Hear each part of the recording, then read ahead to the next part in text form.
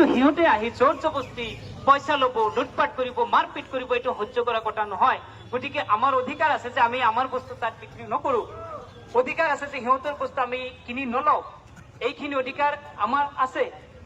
আমাৰ মানুহ যিবিলাক বজাৰত গৈ গৈ ঠাই লৈছিলে, প্ৰতিটো বজাৰতে ধৰক 100, 200 বা 400 জাগা আমাৰ মানুহবিলাক পাৰ্মানেণ্ট লৈ থাকে। সিহঁতে নকমাৰ ওচৰৰ পৰা টকা দি ল'ব লাগে, খাজনা দি লৈ থাকে। তো এই যে জাগাখিনি লৈছিলে, এতিয়া সেই জিএছও আৰু এনজিঅ'ৰ নাম লৈ সিহঁতে গুণ্ডাগিৰি কৈ আছে যে ব্যৱসায়টো আমি কৰিম। অসমৰ পৰা কোনো নন ট্ৰাইবেল মানুহ আহি ইয়াতে বিজনেছ কৰিব নোৱাৰিব। জাগাবিলাক সিহঁতে নিজে দখল কৰি আছে। তো বিজনেছ কৰক, আমাৰ ক'বলগীয়া একো নাই, সিহঁতৰ ৰাইট আছে, বিজনেছ শিকক, কৰক, আমাৰ ইয়াতে আহক, সম্পূৰ্ণ কোঅপাৰেট আমাৰ ফালৰ পৰা পাব, আমি বাধাও দিয়া নাই। সিহঁতে আহিলে আমি মাৰপিটো নকৰো, হিংসা সৃষ্টি নকৰো, কিন্তু সিহঁতে আমাৰ ফালৰ পৰা বস্তু কিনিব আহিলে এতিয়া আমি বিক্ৰীটো নকৰিম, এইটো আমি সিদ্ধান্ত লৈছো, হয় নে নাই?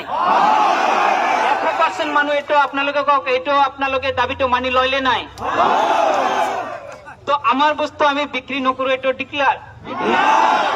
সিহঁতৰ বস্তু আমি কিনি নলওঁ, এইটো আপোনালোকে মানি লয় নে নাই? তো সিহঁতৰ বস্তু আমি কিনি নলওঁ। এতিয়া আন্দোলন বহুত হৈছে, বিক্ষোভ হৈছে, মেমণ্ডাম হৈছে, সময় পাৰ হৈছে। এতিয়া এনেকুৱা কিছুমান ঘৰ আছে যি ঘৰৰ মানুহ এতিয়া বাধ্য হৈছে ৰাজপথত আহিবলৈ, বাধ্য হৈছে মেঘালয়ৰ পৰা বেলেগ ষ্টেটত ফেমিলি